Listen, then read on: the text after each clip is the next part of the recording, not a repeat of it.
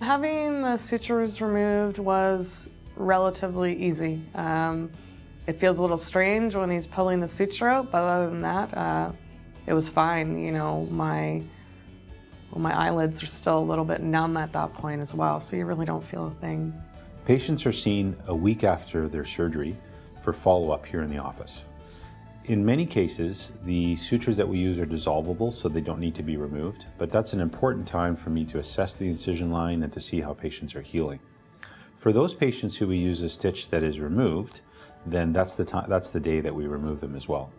It really depends on the patient's skin type and the thickness of the skin, whether or not we use a dissolvable or whether we use a permanent suture that subsequently needs to be removed.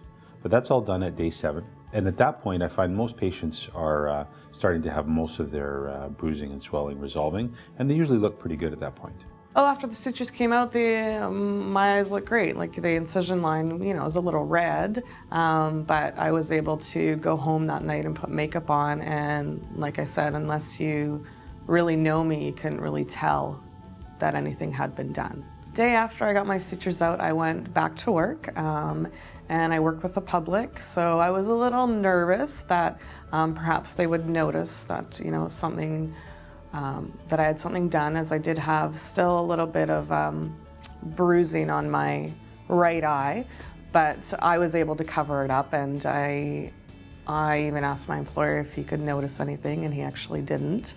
So the first couple hours I was just a little self-conscious, wondering if everybody that was walking in was staring at me, noticing that, you know, something was different. However, as the day went on, I realized that nobody actually really noticed. They may have noticed that there was a change, but they couldn't really pinpoint what it was.